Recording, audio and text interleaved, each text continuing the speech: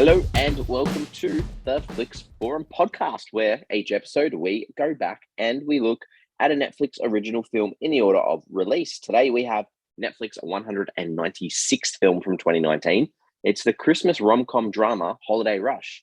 It's directed by Leslie Small and it stars Romany Malco, Sonequa Martin Green, and Deon Cole. I'm Jesse, and the smell of metal on the mic gets me going. I'm with MJ.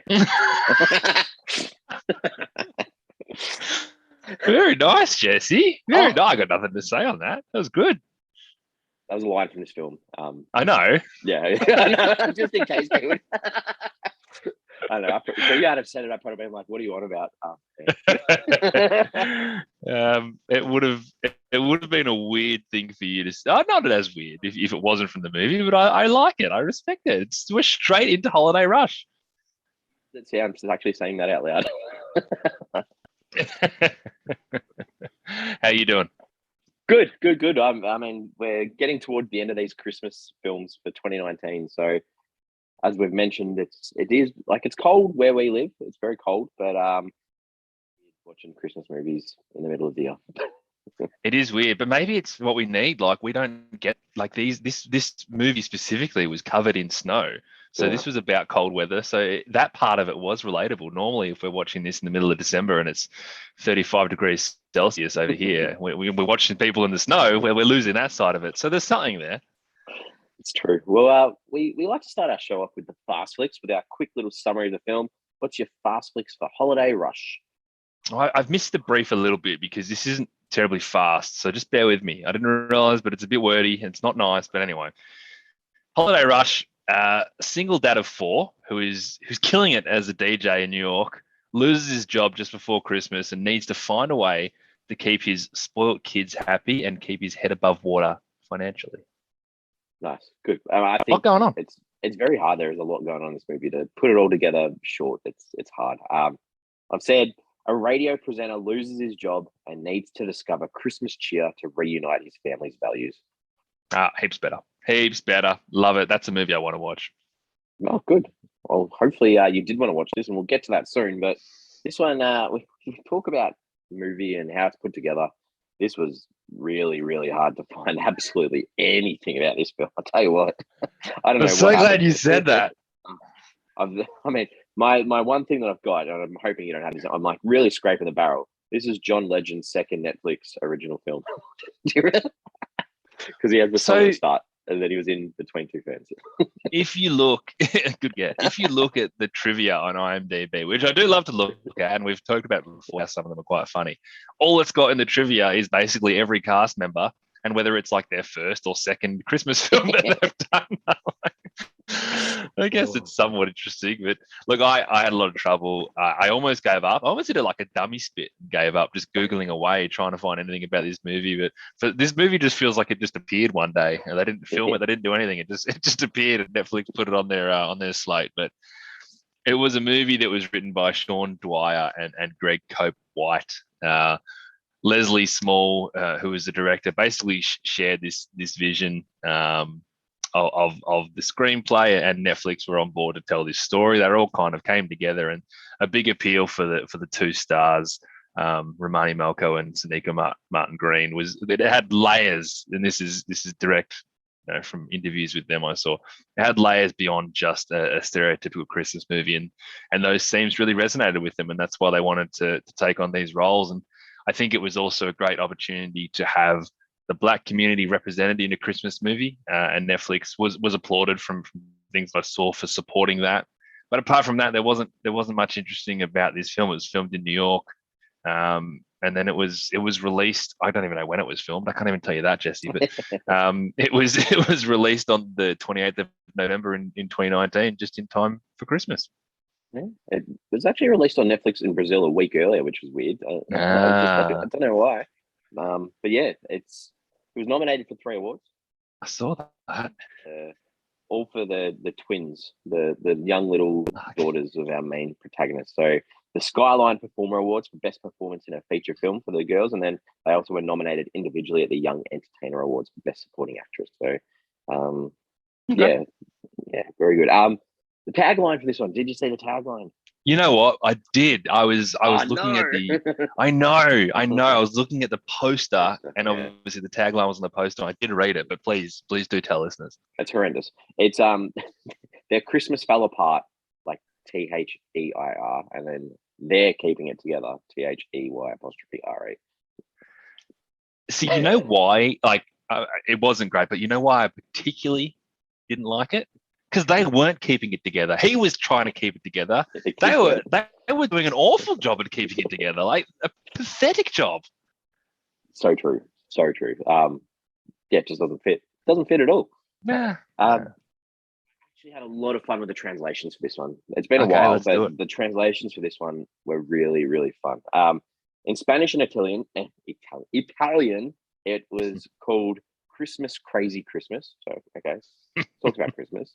This one was actually probably my favorite out of all of them. I really like this one. This is in Brazil, so in Portuguese. It was called Christmas is in the Air, as in like radio broadcast air. I Oh really like yeah. that one. I thought that was Oh really yeah. good. That's great. In Greek, it was called In the Rhythm of Christmas. Sure. Hungary, it was just called The True Joy of Christmas. I can't tell you anything about this film at Yeah. all. But you'd probably watch it if you're just looking for a film to watch. This one's very blatant about the plot, but not work. Like doesn't come across very well. In Poland, it's called Holidays Are Not Rich. That one, that was quite funny. Russia, it was called Holiday Fever, and in Vietnam, they've just called it Russia's Christmas. That's his Christmas story. So yeah, I had a bit of fun with those. Well, the English translation isn't, or the English title isn't that far off that because it's called Holiday Rush, and like Rush is the name of the main character. It would be good if there was like a bit, like it doesn't feel rushed. Like I know that they've given themselves a bit of a timeline to get things back up and running, but it was more just trying to deal with things as opposed to having like a ticking clock to get things done. So it's a pretty weak title in that sense too. I had this for the when we was but have questions, but like I thought the naming the film or maybe naming the character Rush was a bit on the nose because his job is and in America it's called Rush Hour, so it's like his radio shows during rush hour, and then they're like rushing to get back on the air, and then like the rush for Christmas, I just thought it was way too much. Too many rushes. Too many rushes. Too many rushes. Way too many rushes. What was his real name? Because it wasn't Rush. They said it like once or twice. Yeah, It was like didn't even bother. it's like Rashid or something. Yeah. What are the critics saying in the audiences about this one? Not many people have watched this one, Jesse. It's a very small one. My wife actually watched it last year when she went on a big Christmas binge. She was my only Letterboxd match that had watched it. It's a 4.9 out of 10 on IMDb, only 2,700 ratings there, and a 2.3 out of 5 on Letterboxd, just under 2,000 ratings there. So not a huge amount of ratings, not a great score, probably what you'd sort of expect for this kind of film, though. It's not like it's sitting a horrible number, but it's could be a lot better. Yeah, I did my notes for this movie a couple of weeks ago, and then I went last night just to check again to see how much it had changed. So I think on Letterboxd, 3 people have logged it in 3 weeks, and one of those would have been you. So out of the whole world, another 2 people watched it, and then IMDb, I think two more people had watched it in a couple of weeks. So it's interesting to see a couple of people have decided to watch a Christmas film in the middle of the year. I was going to say, yeah, to the film's credit, like it's not the time to watch Holiday Rush. No, and the audience percentage on Rotten Tomatoes actually went up 1% in the couple of weeks. So it sits at 46% on less than 50. The critics, there's only 5 critics that had got on this one. Sits at Rotten on 40%. So that means 2 of those 5 critics were like, "Yep, this is fresh." Yeah. True. It's crazy to think that if one more critic said that was good, then it just flips. Like, I know that it needs a certain amount to actually, Never going to get certified based on 5 reviews. Very true. Very true. Certified is what I was looking for. What are your early thoughts on this one? I mean, it was pretty nothing most of the way through, and wasn't without its cringy moments that you sort of expect, but it actually really did grow on me. And I'm going to go as far as saying that I thought it came home pretty strong. I think they completely overshot the ungrateful kids thing. Like, I get it, they're spoiled. You're trying to change that behavior, but you just did it too much. But I do actually think it did a really good job of capturing the spirit of Christmas and the importance of family. And it made me think of how I want to spend my Christmas. So those parts of it actually did well, but the movie still has tons of flaws. I don't even know if I need to say anything. We're like on the same page. Okay. Really like, and this isn't going to sound weird now, but I was like, this is going to sound weird and maybe not make sense because I hated this for like 99% of the movie, but then I enjoyed the end. But Yeah, it was, when I look back on it, I'm like, it still wasn't great. Yeah. All right, we are very aligned. Yeah, because we'll talk about it. Let's talk about some characters. We're going to spoil the film too, by the way. Yeah. Good call. Spoil it. Pause if you want to become like the 2000th person in the world to watch this. Characters, hit us off. Rush Williams. I don't really know what to say about him, if I'm perfectly honest. I don't actually know whether he was a good guy or not, because he relied so much on the support of Roxy from a work perspective and Auntie Joe from a family perspective, and it kind of felt like he didn't really do a heap of heavy lifting in either of those spaces. I don't doubt that he cared. Like, he cared a lot for his job and his kids. And I suppose he did try on both ends, but I don't know how I feel about this guy being the title character in a movie where everything that he did was more or less managed by the two women in his life. And I just never saw him doing heaps to change those two, tough situations he was in. Yeah, I agree. The carrying or the weight carrying was definitely through Joe and through Roxy. And I mean, I think he was comfortable with his success. So obviously that he's like that successful DJ. You've got that traumatic backstory of the wife passing away, and he provides those monetary advantages for the kids.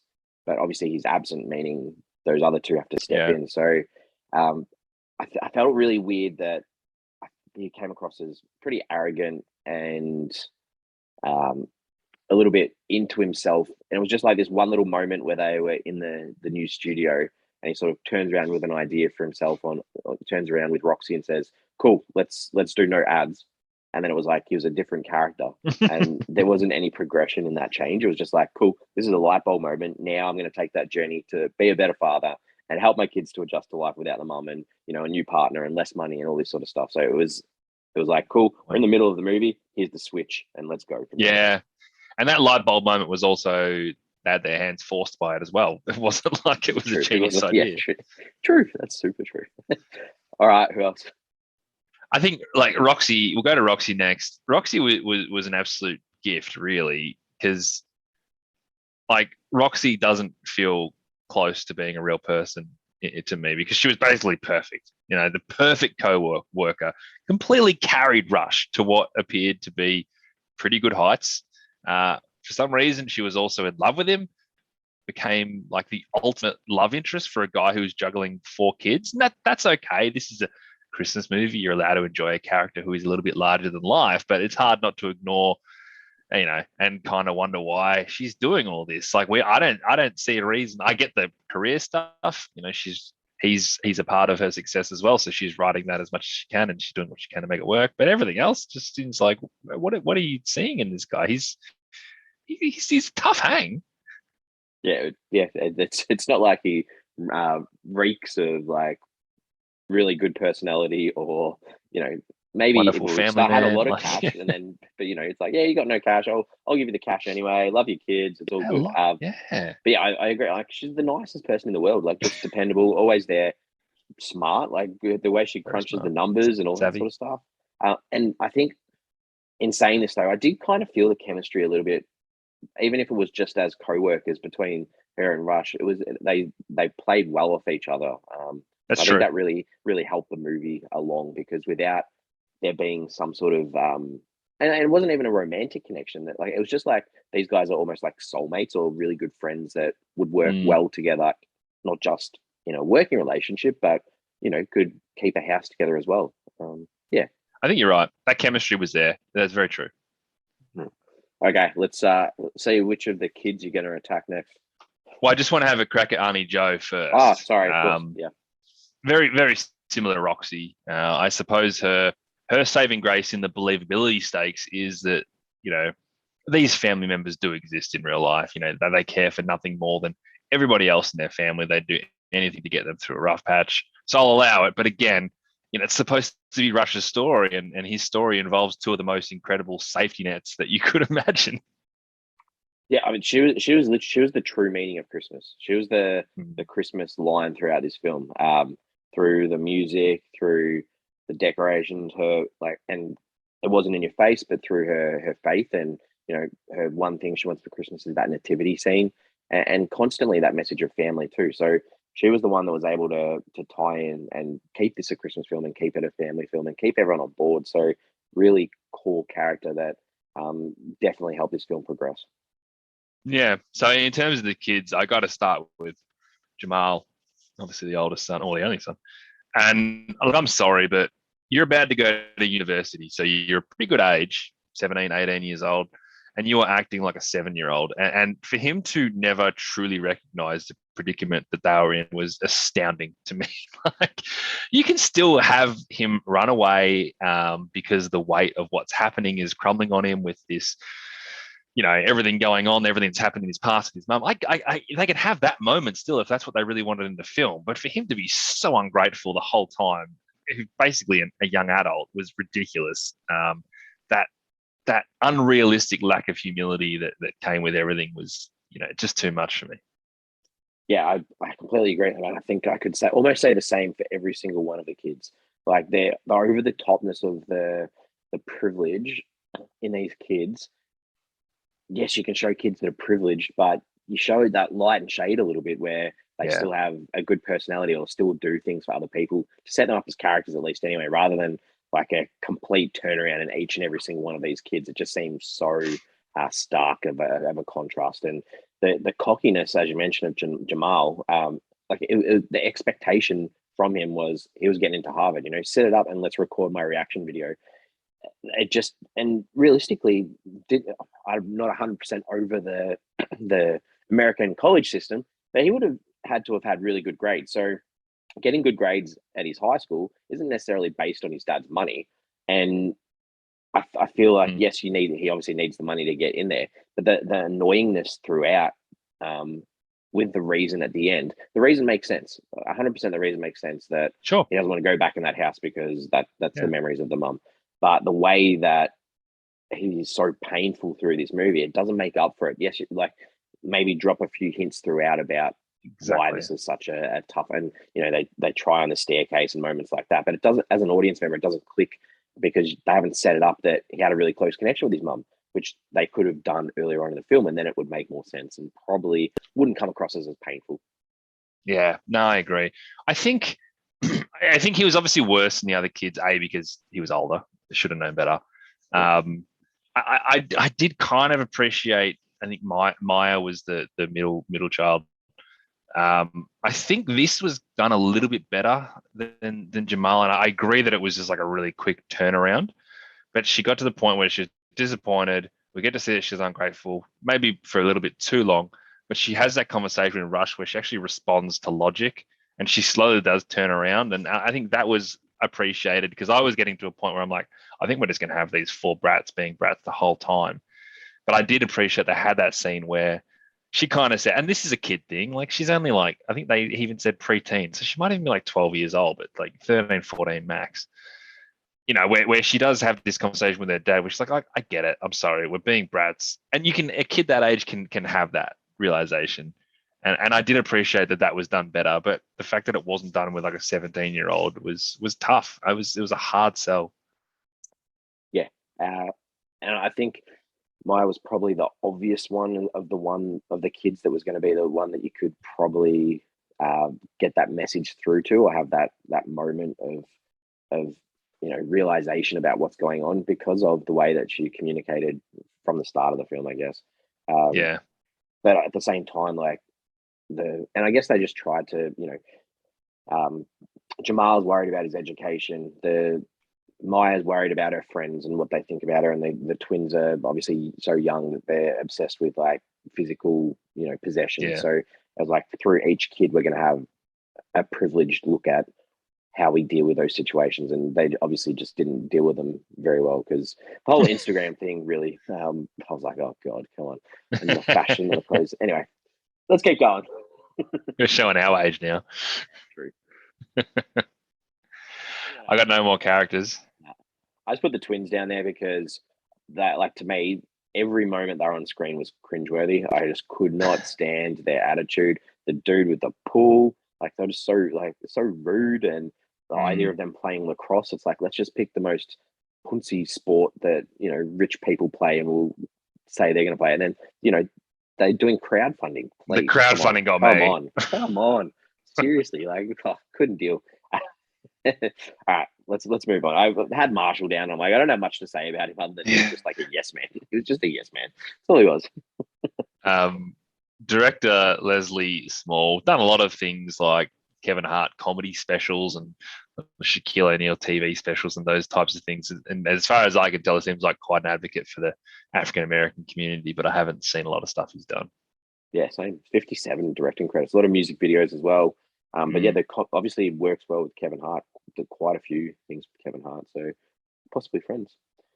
All right, scenes. What are some scenes that you enjoyed in this one? Scenes that I enjoyed. This is lucky to be in there. But I liked the idea when they spoke about the Christmas tree stays outside for 3 days, and then how Auntie Joe's kind of like, yes, because one day you and your mum were too lazy to bring it in, and then all of a sudden it became a tradition. But I think that's super relatable, the idea of quirky family traditions that come to the fore for no real reason. Like it wasn't like a big reason why they did it, but they kept doing it. So I kind of like that. That fit in really nicely. And then the only other two scenes that I liked were understandably later in the film, obviously Rush and Jamal at the water when they had the reconciliation sort of chat. And I think the thing that I liked the most about that was when they were talking about the need to remember to retell those stories about their mum, especially around Christmas and the time to reflect and remember, but also the importance of making new memories and how Christmas is a perfect time to do that too. So I think that hit home really nicely. And that followed on beautifully with, I thought Christmas morning was just sweet as hell. I thought the necklace was just wonderful, such a nice moment. I even got to the point where them wearing the pajamas that said, all I want for Christmas was you, actually really worked for me. I just wanted this big family. I didn't care about anything else. I just wanted to hang out with them all day on Christmas morning and you know, have lunch with them and all that kind of stuff. So they captured it really well. Oh, I have the same. The moment with Jamal and Rush under that Pepsi Cola sign, I think, yeah, I agree. The idea of continuing stories for the siblings was important. I agree. The Christmas presents, the matching suits. I like the reveal of, like, and as lame as the setups were, like the toy ponies for the kids and the Harvard jumper for Jamal and the necklace obviously was a great moment. And the reveal of those outfits was really cool too. The thing that I really appreciated, and if this didn't happen, I was probably going to give this film like 0 stars. I was so impressed that they actually got Jamal to say sorry to Roxy. If that didn't happen, this movie would have been a disaster for me. So I was impressed. Didn't even consider it. Yeah. Like that had to happen, and it was actually a good one too. It was a good sorry. It was, and it got so late. I was like, "Oh, maybe they're not going to do it." They were standing next to each other. I was going to trash this movie. I really liked Joe singing at the end, just to finish that film off with that belter of a voice. That was great. I enjoyed that too. You know what? One thing that annoyed me was like they're all sort of standing there watching her. But there was another guy who was like, it was like the main cast and the family, and I think it was like the old guy who was flirting with Joe. Was just like in there with them. I'm like, no, this is not your moment. You're not part of this crew. Don't get me. I think his name was Herbert or something, wasn't it? Hubert. I can't remember. Anyway. I feel like he's coming up again for you at some point. Yeah, he's definitely coming up. Give us some stuff that you didn't like in this. Yeah, I mean, I've already harped on about this, but the kids being ungrateful for so long and so ungrateful and just having absolute no understanding of the situation. And Rush kind of not really pushing that either. Just being like, I know, I'm trying. It's like, I'd be like, hey, pull your head in. Like this, you guys are acting ridiculous. No It's like one really pulled them in. he's so scared of him that he wants Joe to tell him that he's lost his job. Like that's the sort of parent he was. So that was a really bad part of this film, I have to say. I didn't really like the idea of them having a roadblock with advertisers not being able to advertise on their station. Like, I don't even know how that would even happen. Like, how you would just be like, hey, you can't advertise with these people, or you'll never advertise with us again. Particularly when we're also talking about national radio versus the local breakfast radio. Like, it's they're competitors to some extent, but you'd think the national one would have much bigger fish to fry than to worry about this. So that felt really forced and really unrealistic. Speaking of unrealistic, when they first went to that radio station and they're like, oh, we're going on air in a few days, and that was a bomb site. There was only 2 of them working there. None of them actually seemed to do any work because they were just dealing with family stuff the whole time. Like, there was an enormous job to do that no one actually did. And all of a sudden they had all this stuff, and it's like, it was, it just didn't work for me. I agree. And it was like the set of that studio was just like a room with like black curtains around it. It was so cheap. The final thing for me is when they were confessing their love for each other in this really small, classy restaurant, dancing in the middle of the room. He firstly got everyone's attention, which they were just clearly got their dinners ruined. And then everyone kind of stopped listening, went back to their own meals, and they were just dancing. Everyone was eating around them. What a shocking scene. Who thinks that's the right way to do this scene? That was awful. And then they didn't kiss just once. Then they started full going at it while everyone's eating their dinner. They're just like full like kissing and like, oh, that was so poor. It was Someone's so got poor. to stand in at some point and say, we need to rewrite this scene. It could have been a good scene because it started off well. The joke from the waiter about was it wine for lovers, and then like that speech was horrendous. Wasn't funny. It was trying to go for the punchline and the joke. Wasn't funny. And then obviously dancing and full on kissing this tiny little restaurant where. If I was there, I'd find it so hard not to like laugh at them. Yeah, exactly. You know, what the hell's wrong with these people? Yeah. So that's me. There's probably more. I'm looking forward to hearing what you got. Yeah. Hold on to your braces. Brace yourself.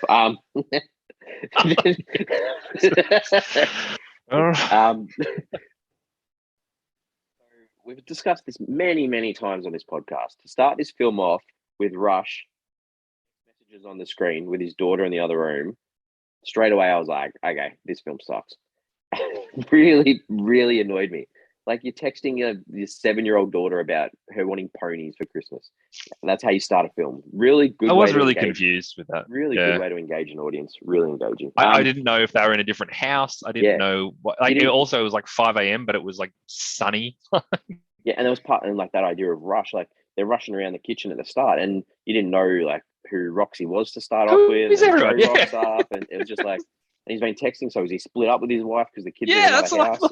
Yeah. I didn't know what was going on. Not a good setup. And this is one of those kids moments. You spoke about how frustrating they were. There are a couple of times where they all just like are in a scene where they're laughing together, and the laughing was like so fake around the table, like when they're having dinner. And then there's like a scene where they make a comment about, maybe Jamal could go to community college, and they were just like, I was like, oh god, I don't know how those twins got nominated for anything.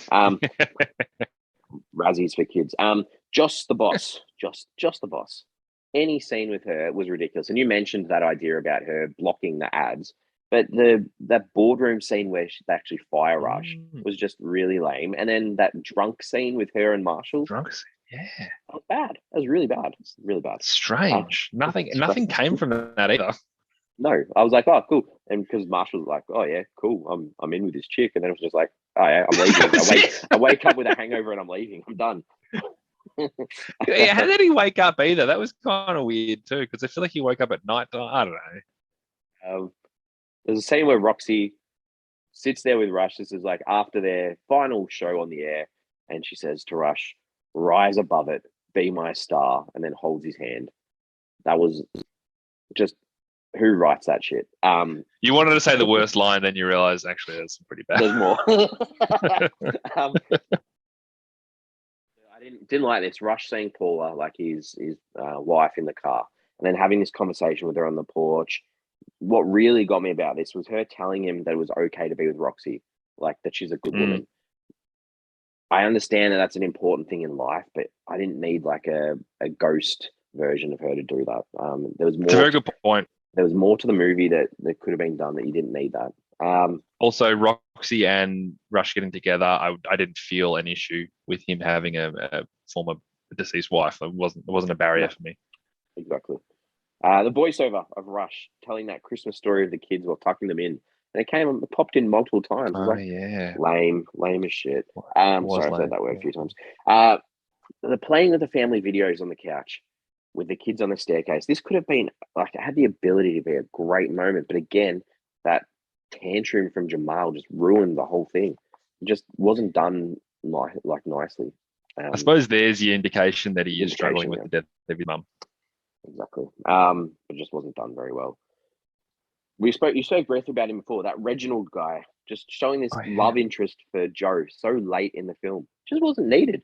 You didn't need her to have anyone. She was happy with her family. It wasn't about that she needed to find love. His movie wasn't about that. So adding that in, not good. And having that scene with him was actually great. Like, irregardless of him with Joe, he was just like, hey, how friendly is this nice neighborhood guy? Didn't have to do anything with Joe. Well, he could say, I know her, but yeah, and it probably backs up the idea that I got the idea that all the neighbors want to help Joe out because they know how nice she is. So you didn't need that. Or that community feel, full stop. Yeah. Rush looking for Jamal, rocking up to their sold house that wasn't sold, and then ripping down the sold sign and throwing a hissy fit. That's like a Wayne Brothers sort of comedic moment that just was rubbish. The neighbor. Why was the neighbor yelling at him for no reason? No reason. Exactly. And this was a bit on the nose. Maya, learning, going on that walking trip with Roxy to find Jamal and having her little moments of learning about the Christmas good and stuff with the lady on the street with the baby, and she works and working on Christmas Day. Who would work on Christmas? All that sort of stuff. That baby was literally just a rolled up towel that the chick was putting in and out of the lot of towel. Oh man, make it look real. and then finally, just that idea of Marshall waking up and having his moment of, I'm heartless, I'm going to turn it around. Crap, that's it. Kind of felt like that was coming all along, though. Yeah, I guess so too. All right, well, let's talk about some themes and some ideas that you can take away from this one. Yeah, they're not terribly subtle, if I'm honest, but they're nice. They're very common. We see them a lot in Christmas movies, but the idea of recognizing what is important, and particularly recognizing that family is important, a lot more important than any material goods and money that you've got. And they've literally made a movie about that notion, so it's a strong one. I think there's a more subtle theme of airing and sharing grief. They both Jamal and Rush kind of realized that they probably kept it closed off too much. Rush mentioning that he tried to keep it sheltered from his kids, and Jamal kind of just didn't really know how to display it. He was pretty young at the time. Being grateful for what you have. It's always a nice one, not necessarily particularly Christmas, but it's always a good time to take stock of that kind of stuff. And let's not forget the importance of noticing that Instagrammable moments aren't just material goods. You can have Instagrammable moments about your family and all the good things in your life, not just what you got for Christmas. I think she tagged the brand that made the matching outfits, though, didn't she? So, of course she did. Yeah, but she's an idiot. Good. Yeah. The idea of true meaning of Christmas too. You've mentioned it, the family, having faith a little bit through Joe, and the material goods. That quote that they mentioned multiple times. It's not what you got; it's what you got around you. Yes. The idea to that should have been the tagline. We should make a movie. Seriously, let's success not going to your head as well. Single parenting, the idea of, and you mentioned this too, males not necessarily showing their emotions the right way, and corporations buying out, consolidating, wiping out these little locals and independents and things like that too. Yeah. They didn't do a great job of going into that in detail. No, just that big rich companies have mean leaders. Yeah, that's true. Very mean people. Very mean. All right, what did you take away from this film? To be honest, the soft, mushy ending is kind of what stays with me. It made me feel very Christmassy, and that's exactly what you want to get when you put these movies on, 10 days before Christmas or whatever. And obviously, if I wasn't doing this podcast and dissecting it a little bit more with you, I probably would be leaving it with a much more positive outlook. And I'm kind of glad I went back and thought, actually, this is super flawed, but it did leave me feeling really good. I'm exactly the same with that idea though. Like, I finished the film like, oh, that actually didn't turn out to be as bad as I thought it was, and then going back, looking at the film overall, I was like, oh god, this was bad. But no, for me, Sonequa Martin Green, like, how bloody good is she? She is like, she can transform, like, the performances that she gives in good. So I've mentioned before, I like Star Trek. She's the lead in Star Trek Discovery, plays Michael Burnham, who's a very down the line character who doesn't show much emotion and very, switched on. And then she goes and plays a role like this. It's just so nice to see her doing different things. Really, really rate her. Good. IMDb, did you jump on to check anyone out? I jumped on for Sonequa Martin Green. I was hoping you'd go really quickly to that segue. And it's funny, similar to what you said, because she was in The Walking Dead, real kind of badass in The Walking Dead, which very, very different again to who she is in this. And I haven't watched Star Trek, but from what it sounds like, very different. So she's got the chops. She can blend in very nicely to whatever she's doing. I actually watched a few press videos of this film to try and find out anything about it.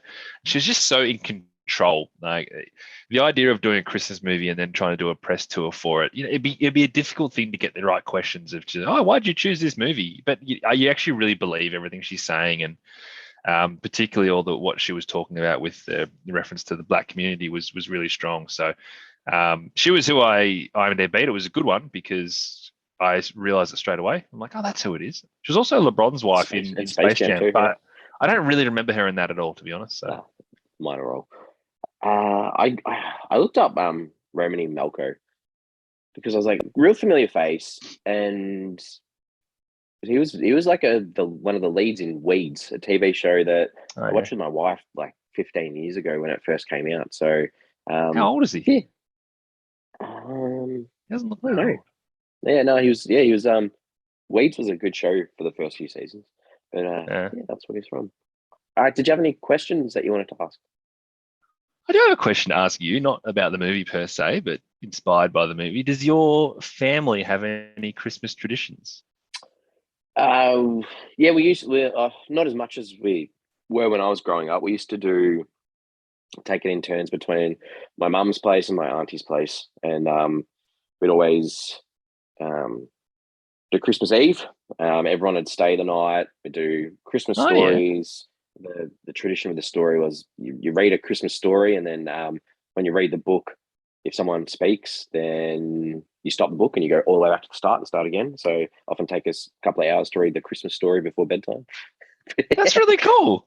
Put the stockings out, all that sort of stuff. And the weird tradition that we had was, so you wake up and you get Santa's presents, but you weren't allowed to open presents from under the tree until after lunch. After lunch, okay. Torture as a kid. Yeah. Absolute torture. It is funny, the older you get, the more I'm happy to prolong the idea that I've got a present. I love it. A present is so good until you unwrap it and you know what it is. I love the idea of the unknown. I'm happy to wait because I like knowing it. But that's a really cool tradition. I like that. Yeah. What about you? Any good ones? Not as good as that. We always have croissants for breakfast. It's very random. It's like we just don't eat croissants. I don't eat croissants that much in life, but we always have croissants for breakfast. We still do this. Obviously I'm an adult now, as is my brother, but we still have our Santa sack of presents that we have on the floor that back in the day, we'd obviously put it out the night before Christmas, and then you'd wake up in the morning and see it all full. That was just the most incredible feeling. But now we obviously got to get to my parents' house. The Santa sacks are on the floor all full. We got to sit on the floor and open them up and things like that. And it's Christmas is so cool for that kind of stuff. Yeah, true. I forgot. We always used to watch the carols too on Christmas Eve. That's always was a tradition. Did that as a youngster too. Yeah, I haven't done that for years though. There was one year where it was when Moulin Rouge came out, and we watched Moulin Rouge on Christmas Eve instead, and so that was the end of the tradition. We all cracked it because we're supposed to be watching the carols. And I think, yeah. Anyway, watch Moulin Rouge on Christmas Eve. Random, very random. All right, I sort of did my question before, so we're ready to yeah. finish this one off and give the film a rating out of 5. What are your final thoughts for Christmas Rush? Yeah, I mean, to bring out my Christmas spirit despite watching this in the middle of the year, I think it does say something, and I got to applaud it for that. I was actually really tempted to give this 3 stars because how I felt when this movie ended. But, I feel like I'd be doing it a bit of a disservice to give it a 3. So I'm going to stick with 2.5 stars at the moment. But if I watch this again in December one year and it gets me going, then it deserves its uptick because it has done its job despite its flaws. Yeah, I'm like on the same page with. I had a rating when I finished watching the film, and then after I'm like, I need to bring it down a little bit. So yeah, I think the majority of the film was really frustrating, but to get that nice message and the nice part at the end, I guess you needed a lot of that stuff earlier, but they probably could have just done it a bit better. Oh yeah, absolutely. That's probably like if you do that stuff better, then it's a much better film. So I think the 2 leads were great. The supporting adult cast were pretty good as well, like Joe and Marshall. The kids really let it down for me, but it was probably more from what they were given to perform than having a whack. Oh yeah, tough. Yeah, bad writing in that sense. Yeah, so I was torn. I was really torn on this. I sat on it for a bit. I was like, yeah, I'll give it a 2. Nah, I'm giving it a 1.5. Oh, I wasn't expecting that. 1.5 out of 5. Done. Oh, okay, that's wow. So lucky it landed its ending. Yeah, and lucky that you gave it 2.5, which gives us a 2. That sits where it should sit. Below the average of the general public, though. Ooh, that's a bit nasty. 40%. Yeah, true. Yeah. All right. Let's plug our socials: Twitter, Facebook, Instagram. Question that I want to put out there for this one is: do you have a radio show that you always tune into? Like, do you have a team of radio hosts or anything that you really listen to? Not really. I think those days are a little bit gone. I think, I do like to listen to the Saturday Rub on Triple M when I can, which is the pre-footy show. Yep. I do like those guys, the mix between humor and otherwise, I'm a Triple M man in general, but that's about it. How about you? It's weird because, like, growing up, radio was probably more of a thing where in the morning I'd always listen to Matt Tilley, and it was Joe, and I think he had Joe, Tracy before that, and then Hamish and Andy. I'd always have them on the radio, and realistically now that's one of the podcasts that I do listen to every week, which is still a part of that. But obviously they've switched from radio to podcast form anyway, so it's an interesting thing that Kyle and Jackie O, they were a big thing in my youth as well. Always listened to them. But those commutes were kind of unrivaled. You had like 5 choices to listen to on the radio, and you picked one and you liked it and you kept listening to it. Yeah, I think, and realistically, that still is the case. Like, I drive a bit to work to and from every day. Sometimes I'll have a radio show on, but mainly I'm just listening to podcasts. Yeah, it's so much more choice, so many more competitors for them. Exactly. Good. All right. Well, we're back again next week. We're getting towards the end of 2019. We've got an international film next week. I think it's our first Filipino film. It's a thriller. It's called Dead Kids. It's directed by. Yeah, it's not good. I've seen it on our list, and it just shocking title. It's directed by Mikhail Red. It stars Sue Ramirez, Khalil Ramos, and Marcus Patterson. So that's all we've got next week. Intrigued. I am intrigued though. I definitely keen to watch it, but I don't know how that passes the pub test when someone's like, "What should we call it?" Oh, what's called Dead Kids, and it's like, yeah, that's the one. Yeah, because I'm going in to watch a movie that's got dead kids in it. It's going to be yeah, and it might not. It might be like we might watch the film and go, "That is a wonderful title." Yeah, but you got to get people in the first place. True. Well, we're in because we got no choice. Thanks as always. It was a good chat. Probably went a lot longer than we thought for this film. Yeah. So thanks for sticking at it, and I'll see you next week. I will see you then.